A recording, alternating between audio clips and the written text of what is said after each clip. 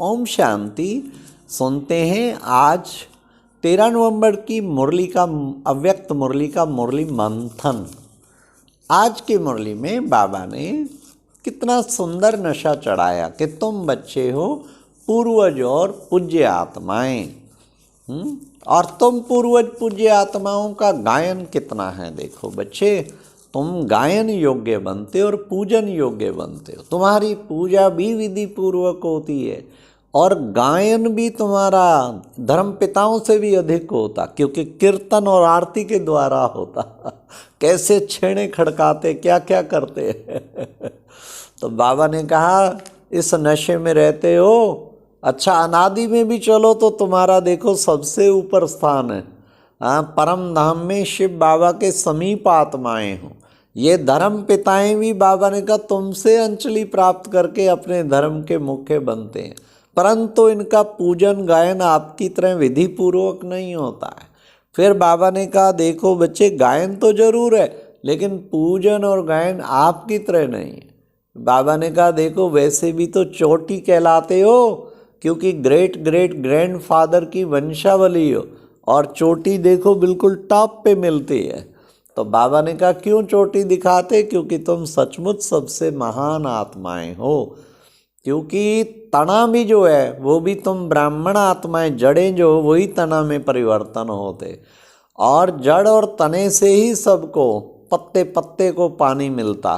तो तुम्हारे से न केवल ब्राह्मण आत्माओं को बल्कि विश्व की सर्वात्माओं को, सभी धर्मों की आत्माओं के आप पालना के निमित्त हो। शक्तियों का जल, शांति का जल, ये तुम्हें सबको देना है।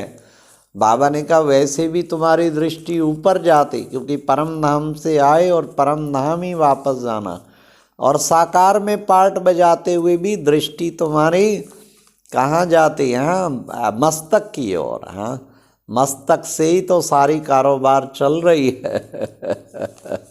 हमेशा समझो where is the controller, controller is here sitting in the bhrikuti between the hypothalamus and pituitary gland and controlling the whole all sense organs। यहाँ बैठ के कंट्रोलर सारे सेंस ऑर्गन्स पे कंट्रोल, सारी कारोबार सारा दिन चलाता है, और वो अपने को भूला रहता है। कितनी बड़ी ये विडंबना है। बाबा कहते किसी को भी देखो तो दृष्टि तुम्हारी मस्तक की तरफ, ऊंचाई की तरफ, ऊंची दृष्टि। फिर बाबा ने कहा देखो बच्चे, हलचल के समय जैसे वो सोशल वर्कर अलर्ट हो जाते, ऐसे तुम बच्चों को भी अलर्ट हो जाना है। कैसे अलर्ट होना है, क्या सोचना है कि उस वक्त सेवा पर उपस्थित हो जाओ। उस टाइम पे केवल समाचार सुनने में नहीं लग जाओ कि यूक्रेन रशिया का ये हो रहा है, फला जगह ये हो रहा है। ना ना ना, एकदम अलर्ट हो जाओ।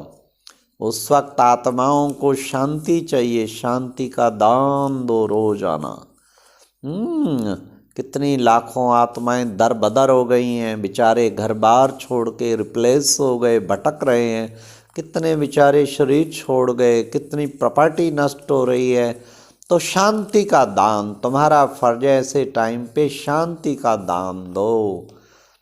हे आत्माएं, अब घर जाने का टाइम है, उनसे बातें करो, उन्हें प्यार से बाबा की तरफ लेके आओ। तो ये बाबा ने कहा सेवा बहुत बड़ी है, इस सेवा को कम नहीं समझो। साथ साथ बाबा ने कितना अच्छा कहा कि देखो बच्चे, सवुन्नति और सेवा का दोनों का ही बैलेंस चाहिए। बैलेंस होगा ना तो उसी से तुम शक्तिशाली बनेंगे।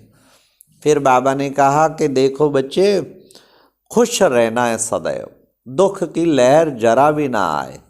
दुख धाम में भी दुख की लहर जरा ना आए, दुख धाम में ले ना जाए। अगर थोड़ा भी गए ना तो आपको माया घसीट के ले जाएगी। इसलिए तुम्हें सदा सब स्थिति में रहना। अरे सब स्थिति के सामने बच्चे परिस्थिति तो कुछ है ही नहीं, तुम्हें सदैव सब स्थिति में रहना है।